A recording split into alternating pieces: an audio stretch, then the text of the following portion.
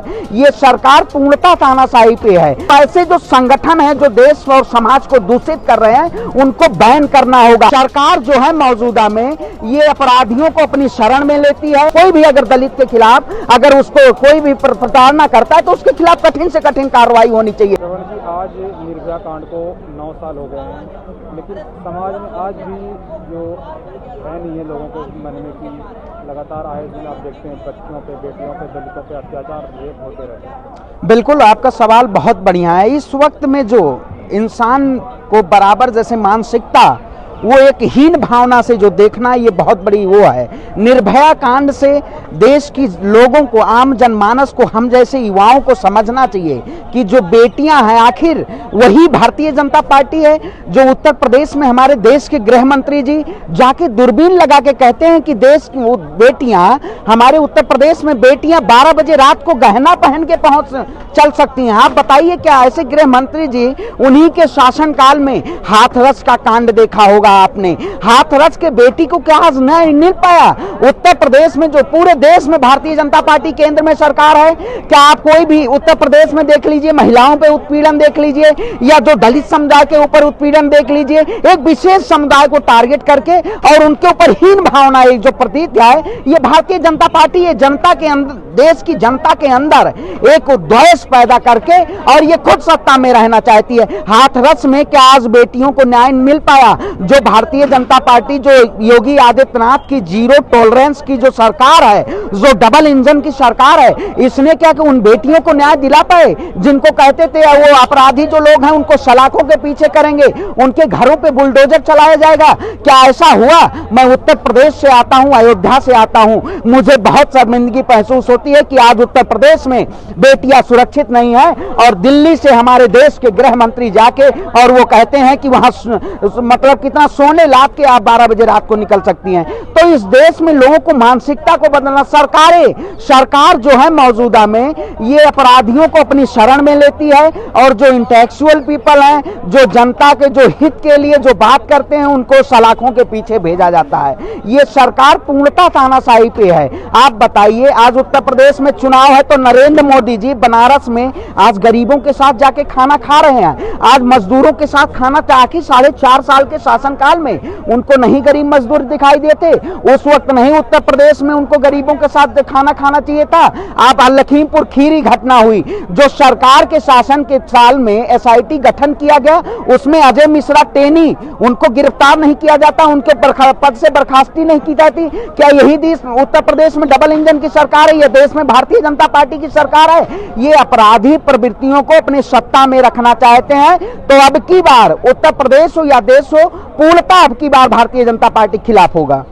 भीमराव अंबेडकर साहब ने संविधान लिखा, संविधान बनाया, लेकिन आज जो उनके समाज के लोग हैं और भी जो समाज के पिछड़े लोग हैं, दलित समाज है, मुसलमान समाज है, SC/ST वर्ग के लोग हैं, उनके खिलाफ कहीं ना कहीं अत्याचार आए दिन बढ़ते रहते हैं। अभी हमने कुछ महीने पहले मैनपुरी में घटना देखा कि स्कूलों में कैसे दलित बच्चों को थाली अलग, खाना अलग, और जो और बच्चे हैं, स्वर्ण बच्चे कह लो आप या और कोई बच्चे कह लो, उनके खिलाफ। तो दलित आज इस देश में किस स्थिति में रह रहा है, किस परिस्थिति में? देखिए, शिक्षा से चाहे वो दलित हो, चाहे मुसलमान हो, चाहे ब्राह्मण हो, चाहे ठाकुर हो, सभी को एक जो आरक्षण है वो भी एक विशेष समुदाय को नहीं देना चाहिए। जिस तरह से उनको, जैसे उसमें गरीब, जो वंचित, जो शोषित हैं, उनको अब जैसे दलित में मैं हूं, मैं एक मुख्यमंत्री उत्तर प्रदेश का हूं, उनको आरक्षण नहीं मिलना चाहिए। एक जो शोषित वंचित लोग हैं उनको भी उसी समान से देखना चाहिए। आज इंसानियत है इस देश में, पहले हम इंसान हैं, उसके बाद जाति और धर्म है, तो उसके बाद हम ब्राह्मण, हिंदू, मुसलमान हैं। किसी के प्रति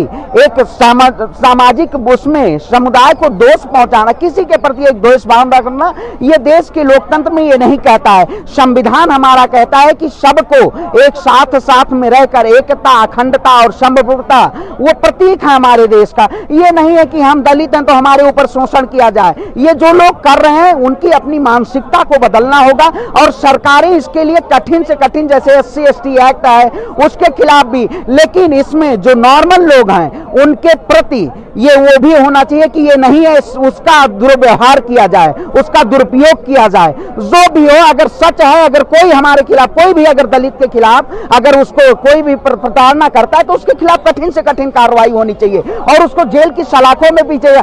ऐसे लोग इस समाज को दूषित कर रहे हैं, उनके खिलाफ हमें आवाज उठानी होगी और मैं हमेशा सच के साथ खड़ा रहूंगा। मैं चाहे हमारे आप कभी भी आइएगा अयोध्या के पास, हमारा आवास घर पड़ता है, कभी भी वहां कोई दोष भावना नहीं है। हम हमेशा वो उनको मानते हैं। ये नहीं है कि आप दलित हैं तो आपको यहाँ इधर खाना खाया जाएगा, उधर आजकल दुनिया में बफर सिस्टम हो गया है, कोई किसी का नहीं। और कहीं भी जाइए, आप बताइए, मैं दिल्ली में बैठा हूं, क्या किसी को पता है कौन दलित है, कौन मुसलमान है, कौन वो है? तो ये जो सामाजिक उसमें द्वेष रखना चाहते हैं उनको इससे अलग होना होगा। अभी भी कुछ समाज है जो दलितों को नीची मानते हैं, नीची जात की मानते हैं, उनके साथ उठना बैठना नहीं चाहते। और अभी हमने बहुत मामले देखे, दलित अगर घोड़ी चढ़ता है तो उसको मार दिया जाता है, उसकी मूछें कटवा के घुमाया जाता है। मंदिरों में जाते हैं तो मंदिर को शुद्ध करके गंगा जल से धुलवाया जाता है मंदिर को। देखिए, वही मैं कहा, ये राजनीतिक दलों ने ये सामाजिक उसमें, जब से भारतीय जनता पार्टी शासन काल में हो या इससे पहले भी बहुत सरकारें हुई हैं, ठीक है, उनके इन्होंने राजनीतिक फायदे के लिए एक ऐसा प्रोपेगेंडा बना के और उसमें देश को बदनाम किया जाता है। बताइए, मैं ब्राह्मण समुदाय से आता हूं, आप बताइए, हमारे ब्राह्मण समुदाय में या ठाकुर हो या दलित हो, सबको वही समानता दी जाती है। लेकिन कुछ ऐसे समुदाय हैं, उनको समझना बहुत जरूरी है। जैसे ही इस वक्त में देश में हिंदू मुस्लिम की राजनीति हो रही है, कुछ ऐसे वो हैं, जैसे दल हुए, जैसे बजरंग दल हुआ, शिवसेना, वो हिंदू युवा वाहिनी, ऐसे कुछ संगठन हैं जो ये बदनाम करते हैं, उनके ऊपर बैन होना चाहिए। जो आम जनमानस है वो किसी का विरोध नहीं करता। मैं आप हमारे साथ खड़े, हमारे मुस्लिम भाई भी हमारे साथ रहते हैं, हम उनके साथ रहते भी है, खाना भी खाते हैं। तो ऐसे जो संगठन है जो देश और समाज को दूषित कर रहे हैं, उनको बैन करना होगा और उनके खिलाफ कड़ी से कार्रवाई करनी होगी जो ऐसा लोग कर रहे हैं। तभी इस देश में, हमारे देश में भ्रष्टाचार और वंचितों को शोषण करना, दलितों का शोषण करना, ये सब खात्मा हो सकता है। मायावती आती हैं यूपी से, चीफ मिनिस्टर भी रह चुकी हैं, वो कहती है कि मैं दलित की चिंतक हूँ, मैं दलित के लिए काम करती हूँ। अभी हमने चंद्रशेखर रावण भी देखा, वो भी दलितों के चिंतक बताते हैं। लेकिन क्या आपको लगता है कि दलित समुदाय सिर्फ और सिर्फ राजनीति के लिए ही रह गया, वोट बैंक? बिल्कुल, यही मायावती की आपने जित दिया। जब उत्तर प्रदेश में एक बार चुनाव होता है तो वो कहती हैं सत्ता में, जब क्योंकि एक विशेष समुदाय पहले अपने समुदाय को, उनका नारा था तिलक तराजू वो तलवार, इनको मारो जूते चार।